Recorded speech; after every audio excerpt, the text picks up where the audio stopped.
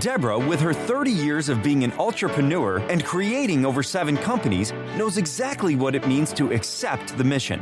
When you make that decision, when you accept the mission to become a solopreneur, to take yourself and your talents to market, then you embrace a life of not only unlimited possibilities, but also the unknown. It's an elixir of fear and bravery that only someone who's taken the leap really understands. On our show, Deb digs deep with her guests to highlight what you, the listener, wants to know. The stories, the whys, and the hows to navigate the journey to success. Get ready to hear from some of the most incredible mission takers from Generation Z to Boomers. So sit up, perk up, and get ready to be blown away. Now here is your host, Deborah Drummond.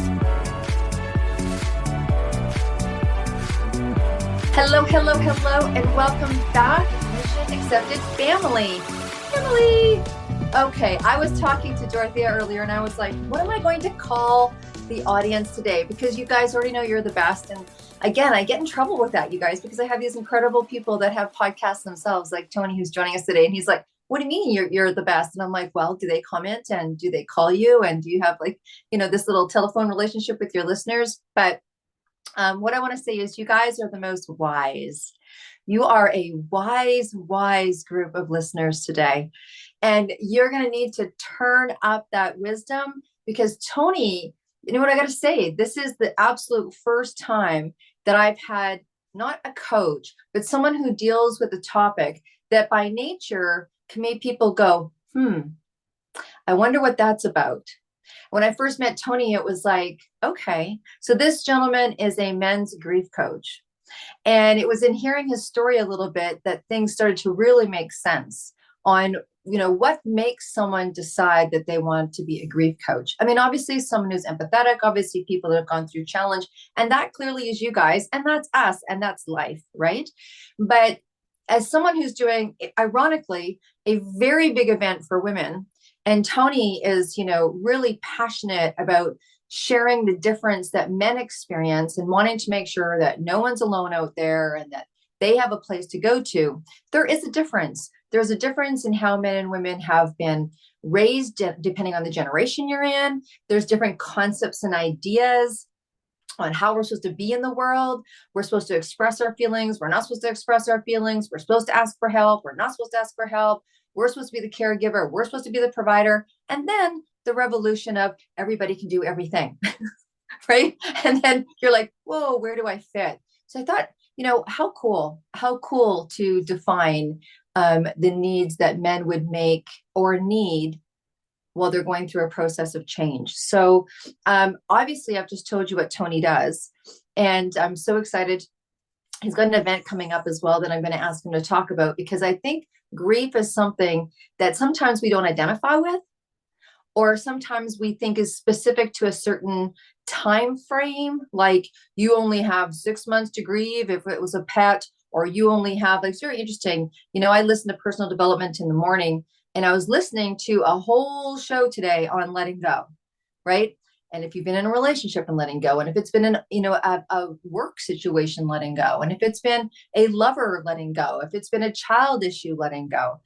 And the interesting thing about grief is, and I don't know, because I'm not the expert, which is why clearly I'm going to stop talking in a few minutes and let Tony take over.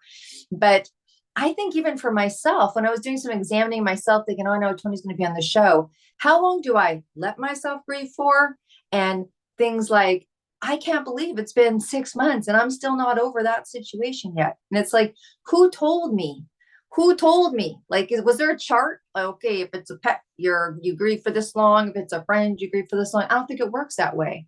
I don't even know sometimes. I don't even think that for me, sometimes when I've been grieving things or letting go of things, I allowed myself to acknowledge that. You just get up and you do your thing, right? Get up and you do your thing. So I'm going to stop talking. And I'm going to introduce it to Tony. So Tony, please welcome to Mission Accepted. How you doing? Thank you for having me on. Absolutely. So look, you are a grief coach. You know a lot about this area. What made you decide to take on that mission? It's a really interesting mission, right? I mean, not only are you a coach, but you're very specific, not only in what you're coaching about, but also in the sector of which you're coaching it. So what made you where did you come from, and what made you decide to go into, like, were you working at a corporate job and you decided to do this, or have you always been an entrepreneur? What's your story? No, actually, my road into entrepreneurship started around 3 years ago when I decided to start a nonprofit after my son passed away, which was actually 3 years after he had passed away. And I realized the need, there was a gap, and I really wanted to fill that gap to be able to serve those men, to provide a space, and to provide tools to help in our healing as well. But most of all, surround those men with other men that have walked that path as well. Wow. I'm sorry to hear about your son. Some of the most incredible people have created things out of a lot of discomfort, and I would imagine that was one of them. So, did you, when you were creating that need, was it because you had a hard time finding a place to go, or like there was nowhere for you to go, or what made you see the gap? Well, I went out and I sought help, and realized that the places that I was going, they catered to women and children or families, but there was nothing specific for men. And so I put two and two together and I went, I asked the lady, I said, just to confirm what I was thinking, I said, hey, why is there no men here? She went, I don't know. We used to have men, but they don't come in. Then it dawned on me, men don't talk around women. It's hard enough to get us to talk, right? So if you put us around a room full of women, of course, and you have another man, it's not about the grief that you're going through. It's about competing. So I eliminate that, and just created a space for us to be around other men. Wow. For the most part, So what makes it very different? Like, I can assume, because but I'm talking from my generation, I came from children should be heard, seen and not heard. So that was a whole different ballgame. And allowance of feelings and emotions or whatever. But what is some of the obstacles for men for reaching out, or what is it that they come up against that's really specific to them? The reaching out part, because we are taught, we as men, we're taught coming up to suppress, not express. Your emotions aren't valid. No one cares about how you feel, right? And so with this space, we take all of that and throw it out the window, because again, who taught us that? Why did they teach us, right? So we eliminate all the myths behind it. No, you don't have to follow that rule. This space is ours. Be vulnerable, open up, or just listen, right? Someone's going to say something, you may want to chime in. And it's been growing strong for, I would say, like the last year and a half. My group went from having 2 people to 156 men now, or actually 161. We just added in 2 more members. So really excited about that. But the beautiful part about it is that I'm connecting with other men out there, men's organizations. And so we're trying to build that up, to provide that space all across, because it's well needed. It's very well needed, not just for ourselves, but for our families. Yeah, that's a really great point. Not only, I think we know that what we go through or what we do, or even the choices that we make in our careers, affect the people that surround us. If we're happy, if we're not, I would imagine that it does. I would imagine that there's a lot of men out there that have partners that are like, can you go get some help with that? Right? Yeah. Because it's showing up in maybe how short you are in a conversation. It's showing up in how you're blocking intimacy with us. It's showing up in whatever ways that grief kind of seeps out, probably for all of us. But for those of us that are trying to contain it, I'm sure it does affect a lot of disruption. It is. Well, men, we grieve totally different, and what it looks like to most people, it doesn't look like, I'm going through these emotions and things like that. You do eventually, but most men, we isolate, we get angry, irritable, we distance ourselves from people. We're very short with people. We either dive into work, or we dive into dangerous hobbies, making bad decisions. Like for me, my grieving stages were making bad decisions. I lost everything.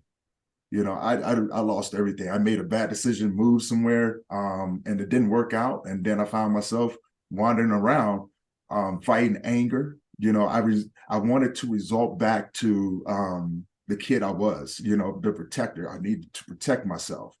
And so I never knew how to be vulnerable.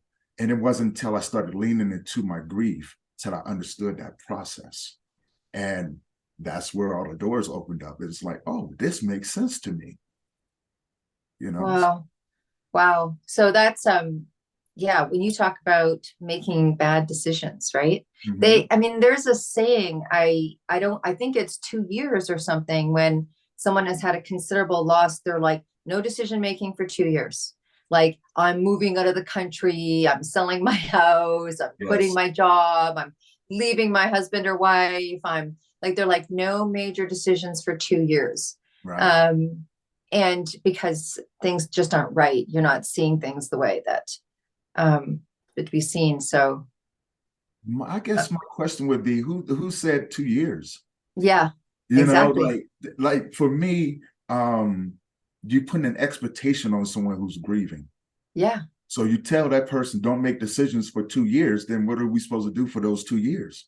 Yeah. You have to make some sort of decision. In order for you to understand your process, you're going to have to make a few bad decisions first. Or you can come back and correct yourself and say, oh no, this did not work out for me.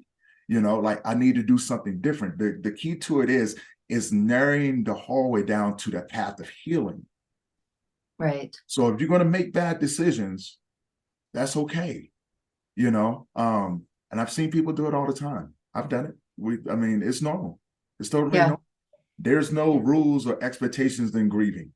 You grieve the way that you need to, right? Without anybody's expectations. I've had people put expectations on me. I had a girlfriend tell me one time, after 6 months, she said, you should be done grieving. I was like, whoa. Oh, and I looked at her, I said, I understand why you said that. I really do. You've never lost a child before. Yeah. And I think from this point on, I need to be on my own. Yeah. So I did. And my isolation taught me. Now, I don't recommend that for a lot of people. My isolation was my biggest teacher because I was able to read the story, right? Connect those dots, put them together. And if I had not taken that time, I'd have been reading the story that everyone else expected me to have. Yeah. Never haven't gotten to where I am. It was the worst thing I've ever gone through, but the biggest blessing came out of it. Well, and I think when you say that, it really triggers in me, not only do people have their expectations, but then we have the expectations of ourselves.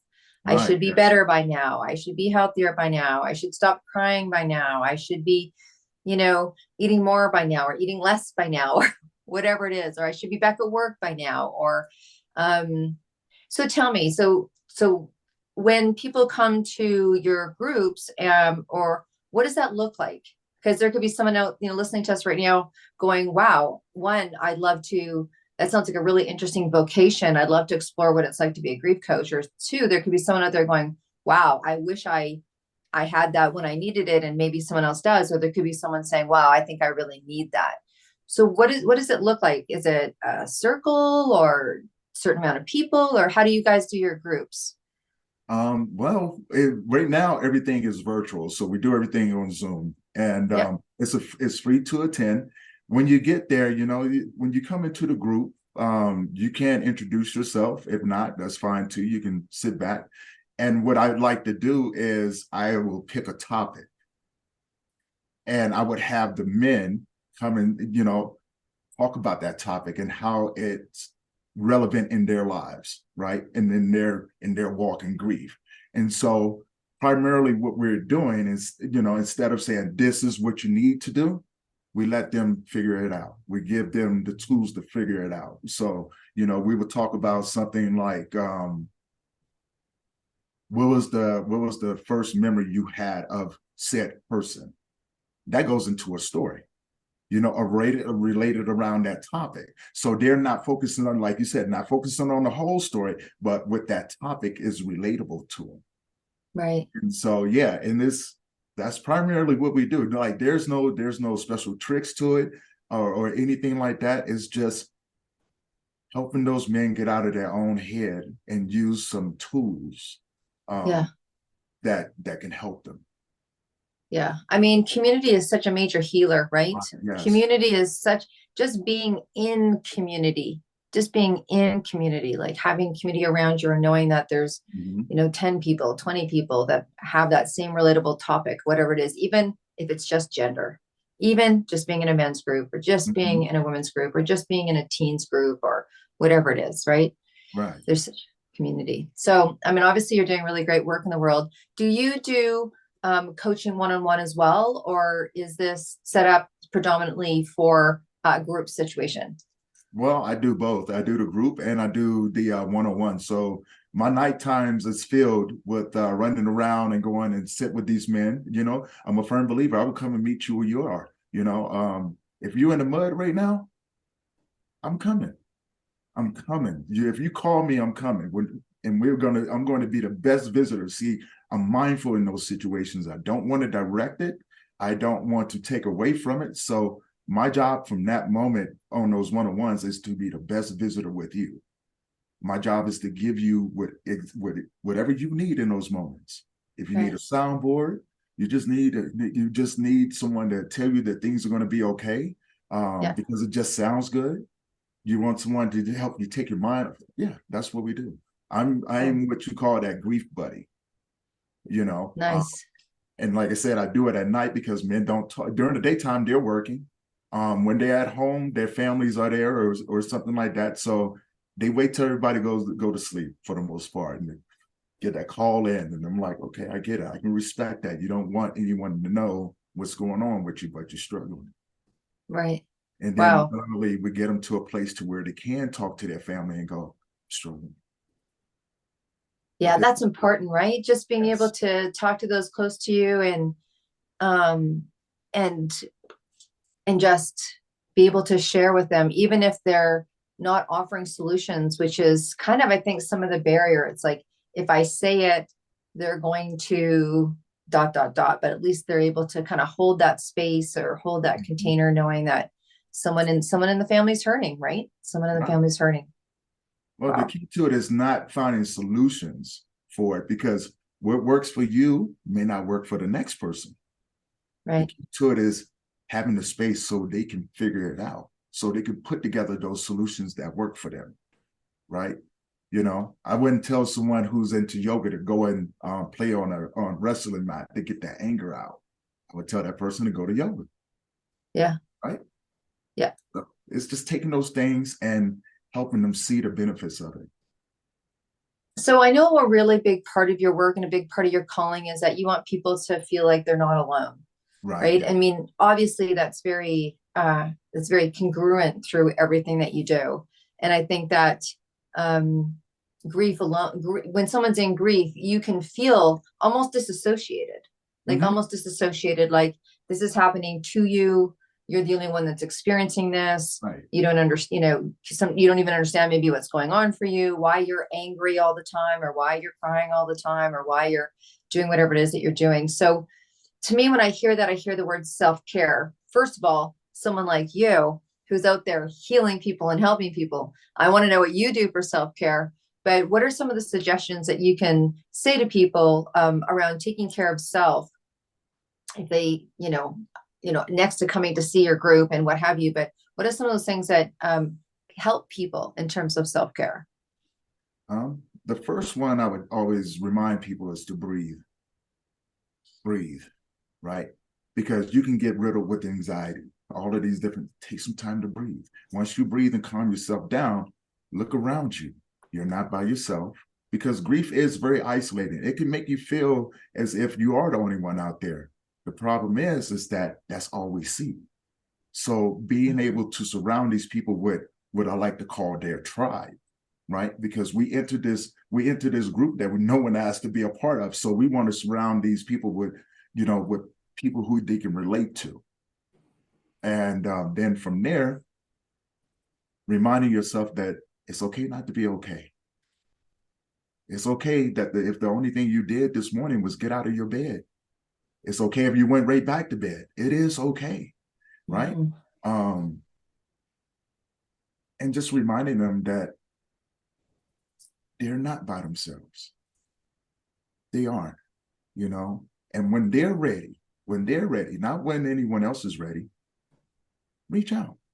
You know, that's the reason why we do these. We get these resources out there so they're more readily available, you know. So find your tribe, and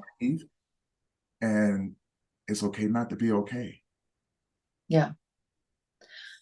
Tony, you're obviously a very, what I would call a light worker, right? You bring light. And so what do you do? What do you do to take care of yourself? So if you're out there and you're listening and you're an entrepreneur or you want to be an entrepreneur, and this is an area, and there's so many entrepreneurs that I kind of call light workers, where they're healing people, they're helping people, they're outpouring, right? You're an outpour. What do you do to take care of you? Other than breathe. Breathe, Tony, breathe. I meditate. I do yoga. I work out consistently. So I'm a former bodybuilder as well. And so since I don't compete anymore, I do love good workouts. So when I come in the mornings, you know, my gym is in my garage. I go straight to the garage. I have myself a couple hours for myself. And then from there, you know, I look for the next thing to do. I look for who else can I serve? Who else needs this gift that I carry with me? So that's my day-to-day, you know, and that's my self-care for the most part, you know. It makes me feel good to serve others. Cool. Very cool. Well, let's talk about something that you've got coming up that's absolutely serving others. And that is, you know, not only you are a gatherer of people that need your help and healing, but you are what I call a platform person, where you create platforms for people to come and share what they do to help others too. So your servant leadership is absolutely commendable, my friend. You have an event coming up, and it seems like it's its second event. So I'm assuming that it's going to be annual, because I don't think grief's going away anytime soon.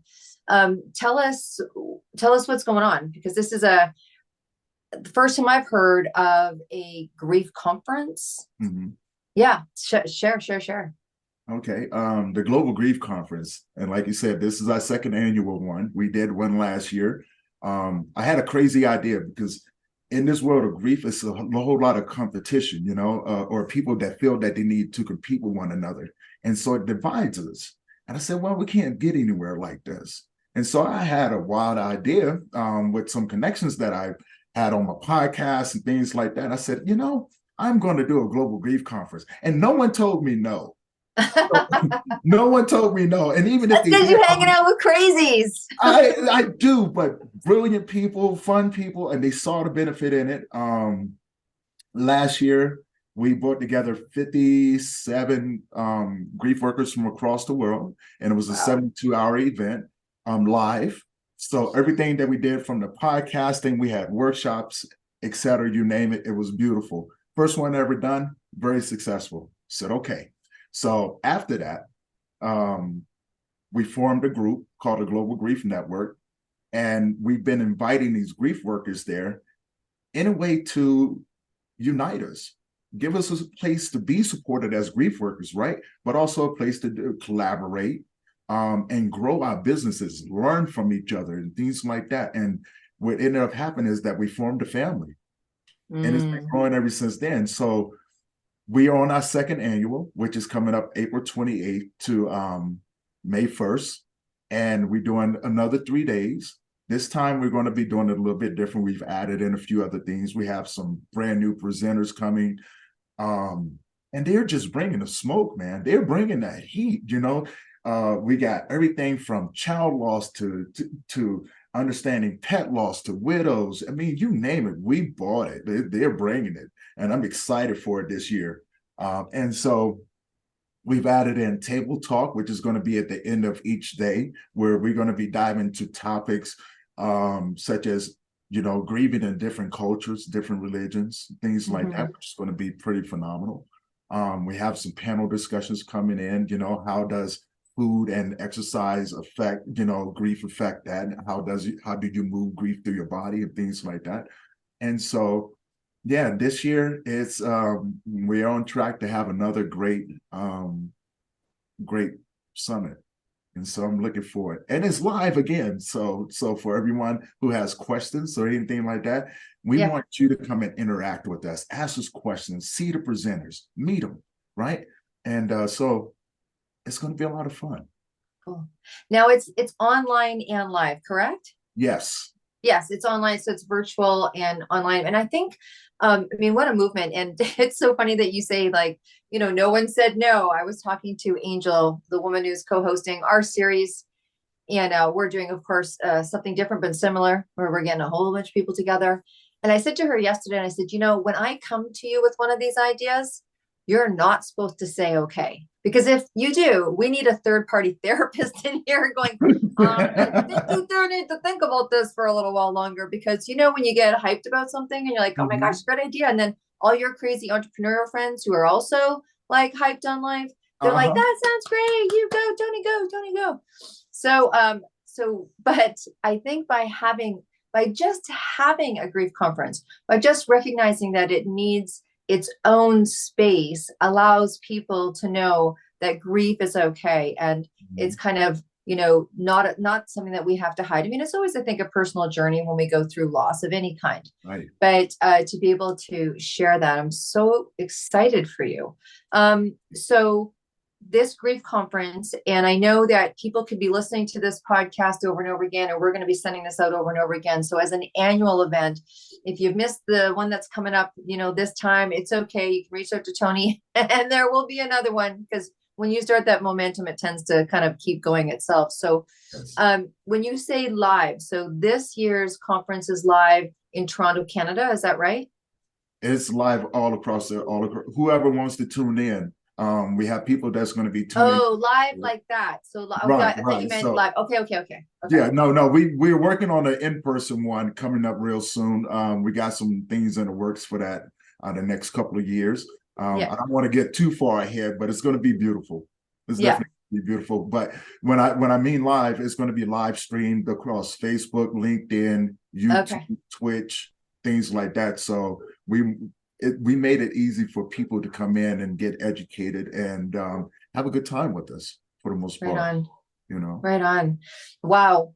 So is there anything else that you want to share with us about your story? What was it? You know, we've got a few minutes left here. So someone who's breaking you, and I think about, you know, our listeners and how, you know, we make our way. You know, you were the person that you didn't, you know, someone didn't say, this was a really good course to take in college or university. There's kind of a need for this out there. You were like, you found that need. And then all of a sudden, so I always say, like, the desire came before the business plan. I've done a lot of businesses like that. Oh, this is a good idea. And then I was like, oh, maybe business plan would be good. But, right. So look, we know being an entrepreneur has its way, and you are, you know, you're chipping away at something that no one wants to talk about. Right. So tell us, how did you build this? How did you stay on path? Like a little bit about, you know, what you did. I stayed on a path because I'm stubborn. You know, I'm really, really stubborn. You know, and I told myself I'll never get beat by anything in this world. Whatever it throws at me, I'm going to be able to take it. And through the tragedy of losing my son, followed by my mother, you know, it left me in a world by myself. So I had no one, no one was going to come and rescue me. And once I figured that part out, I knew one of two things, that if I didn't change something, I was going to take my life. Yeah.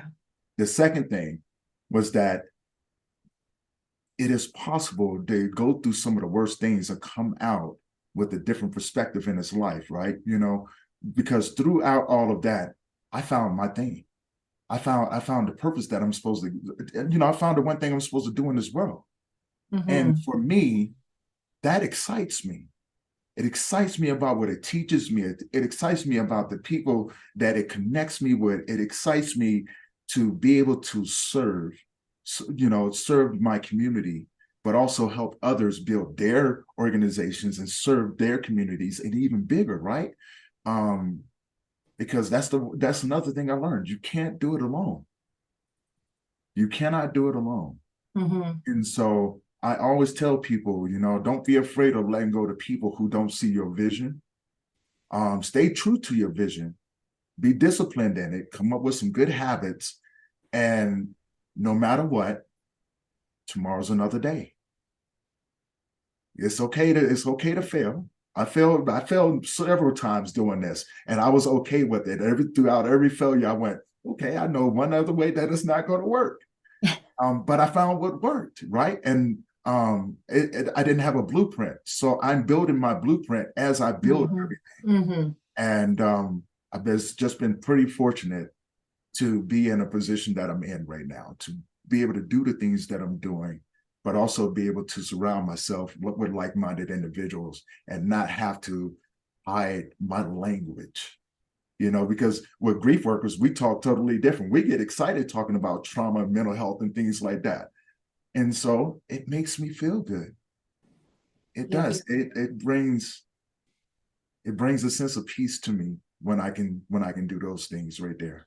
Right. Well, I mean, I can relate, and I appreciate you sharing that you're stubborn.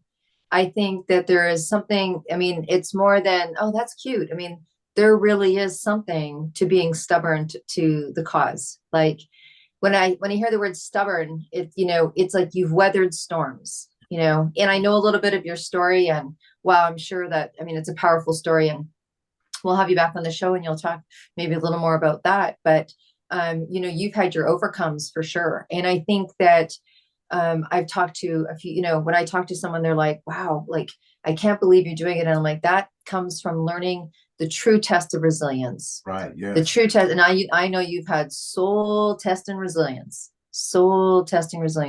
And just even sharing there how, you've had, past things, you've lost back to back. Yeah. And you know what? That's not as uncommon as people think. Exactly right. That's something else that I would like to remind people. Your story is yours, but you're not the only one with that story. I found that out once I got into this field, this industry, because I have both of my parents are gone. My younger brother is gone and my son is gone. So I have those different elements. And I've been around men who have lost their parents, lost their siblings, lost their children, things like that. So I know that my story is not unique. It's just my story. Yeah. And I want to share that with people. Like, your story is your story, but there's others out there that can teach you by listening to their stories. Right. So I always encourage those people, no matter if you're male, female, young or old, connect with people who share similar stories so you don't feel like the world is against you. Right. So Tony, in wrapping up, I have two questions for you. One is, I'd like you to share, because, some of our listeners are, doing things, and they can grab a pen, and of course we have everything in the show notes. So where can they get a hold of you? Because this year's conference is coming up fairly quickly. So please share where and how they can access that. And I know that there's probably people out there that do the same kind of work as you that would at least like to get on the roster for next year. So how do people reach you, and what are the dates of your event? The dates of the event is April 28th to May 1st. And each day is going to be from 6 a.m. to 10 p.m. And you can register through Facebook. We do actually have a QR code. Website is coming up real soon. But until that time, you can connect with me at Memories of Us on Facebook. Or if you are a grief worker and you would like to get on the roster for next year, come and join the Global Grief Network, and you would have access to all of those events that are coming up, live panel discussions and things like that. But it also gives you a chance to get to know everybody that's there. And they can go to the YouTube channel, Grief Let's Talk About It podcast, and subscribe there, and they have access to it as well. All right. So you can go to the Facebook group, you can go to the podcast. Tony, we connected through LinkedIn, right? Yes, Tony Lynch on LinkedIn. So that's kind of where we met. Thank you for the world of social media. Look at this cool stuff. So I have one last question for you. Dun, dun, dun, dun, dun, dun, dun. So look, for those that know me, they know I love music. not only do I love music because it's such a beautiful thing, but man, I know that you're going to agree that music heals. Like if there is, music is such a powerful healer when you're in a state where you need to change your state, or sometimes even if you're sad and you want to feel sad. Like, look I've put on movies that I know that are going to help me emote because I'm not letting out the feelings that I need to feel. And there's been many times I've said to my clients, I'm like, go watch a movie that you know is going to crack the code and make you cry. Have a good cry. And then, because sometimes when we're containing, and music can do that as well. So we've got a really big music event coming up. And it is myself and Corrine, and we are hauling ourselves across Ireland. We're doing 8 marathons in 8 days to raise money for the music community. Because if you don't think the music community needs us, they do, right? We want to be able to sustain those people that create this one of the most powerful vibrations I think that's out there. Yes. When I say that, I always think of it. We are the world. You know that song? Okay. Okay. So look Tony, I want to know. I mean, you've got that beautiful, if you're not watching Tony and you're listening, he's got this beautiful Caribbean, Hawaiian background going on, the palm trees. Very good, because today you are on your way to a desert island. And when you go to that desert island, you got one suitcase, my friend. It's carry on all the way. And you've got room for one album, and it can't be a greatest hits. So this is it. This is the last, you're going to listen to this for the rest of your days on that island. What album are you taking with you? Oh man, you said it can't be a greatest hits. Well, okay. But that's okay though. I got one for you. I'm bringing Bob Marley with me. Oh, yeah. If I am going to the beach in an exotic place, you know what I'm saying? There is nothing like some Bob Marley playing in the background, getting your groove on. Enjoying the wind and the warmth on your face, just enjoying the scenery. Come on now. There's nothing better than that. That's awesome. So look, you guys, we're going to be saying goodbye here, but it's not the last you're going to hear of Tony. We're going to go do a little music drop. We're going to record a little music drop, and you can pop over to They Did It Tour Facebook group, and you can listen to Tony and people like Tony that are sharing their most magical moment with music. So we're going to do that right here, but right after our podcast today. Tony, thank you so much for coming on, and thank you for doing the work that you do. I know sometimes it's an uphill climb, and I can hear in your voice and see it in your eyes how gratifying it is. And so grateful to have met you. And we just appreciate you coming on to Mission Accepted today. Well, I'll be seeing you here real soon as well, too. So yes, you will. Yes, you will. Listeners and everything, walk over to the live. Y'all going to hear a little bit of Miss Drummond's story and everything, and we're about to have a blast as well. So see you guys soon.